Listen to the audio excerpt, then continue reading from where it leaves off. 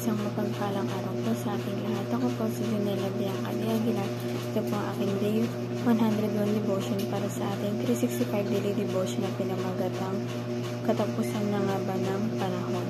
At ang teachings po natin ngayon ay eschatology. Ang topic po natin ngayon ay eschatology.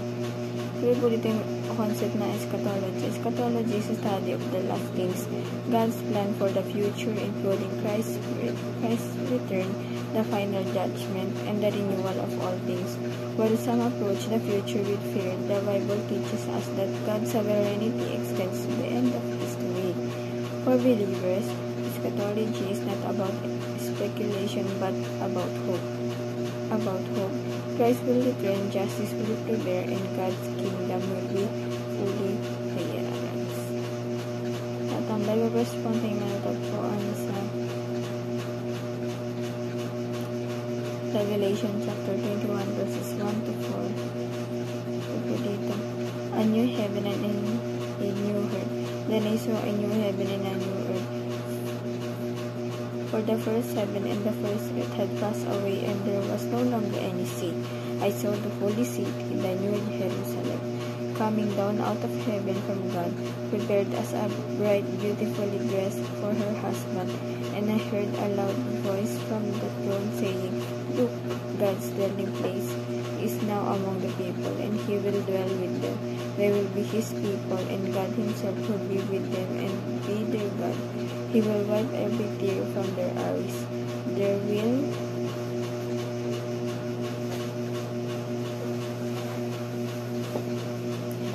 be no more death, or mourning, or crying, or pain, for the old order or things has passed away."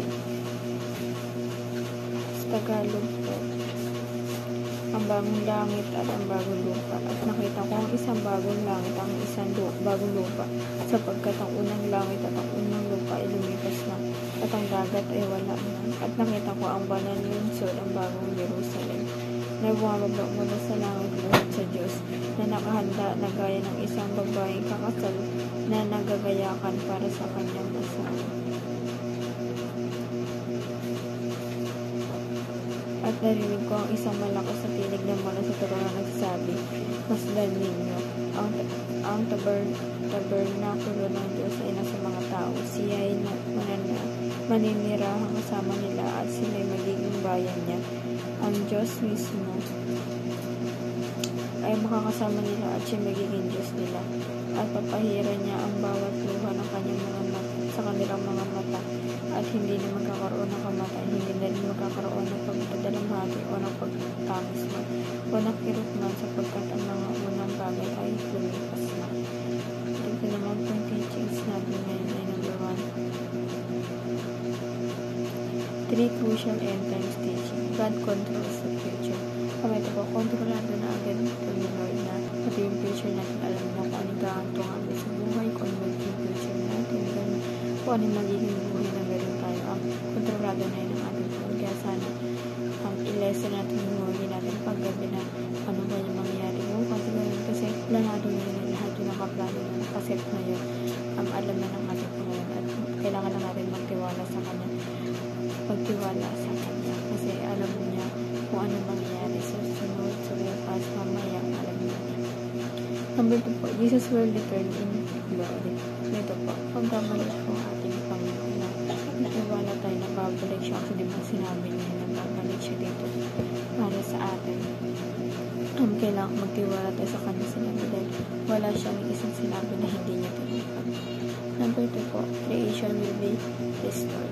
Ito po, sa pagbabalik ng ating Panginoon, i-restore na yung create niya yung mundo. Wala ng wala ng paghihirap, wala ng paggutom, wala ng corruption, wala na lahat. I-recreate yung ating Panginoon for the better. Applications naman po, fear not but trust God for the future. Huwag po tayo matakot. Kaya sabi ko kanina na kung natin katakutin kung ano mangyari sa buhay natin, sa mga nasa paligid natin, mga minamahal natin sa buhay, para bukas ang buhay natin ay mag-isal tayo at magtiwala sa ating Panginoon, para yung kinabukasan natin na hinaan natin mangyari, hindi na tayo mag-alala pinagkatiwala natin yun sa ating Panginoon. And number 2 po, live with eschatological purpose. Number 3 po, hope in Christ's return. Number 2 po, hope in Christ. Mag-hope tayo na babalik ang ating Panginoon. Magtiwala tayo, maghintay tayo na babalik ang ating Panginoon. Then, pagkatiwalaan natin siya dahil sa isang salita. And yun yung sinabi na ating Panginoon na pagkatiwalaan natin siya dahil totoo ang kanyang mga lahat ng sinasabi niya para sa atin. Hindi niya tayo hindi yun hindi yun gawa-gawa lang yung mga salita na kung totoo na tutupay na yun sa tamang panahon.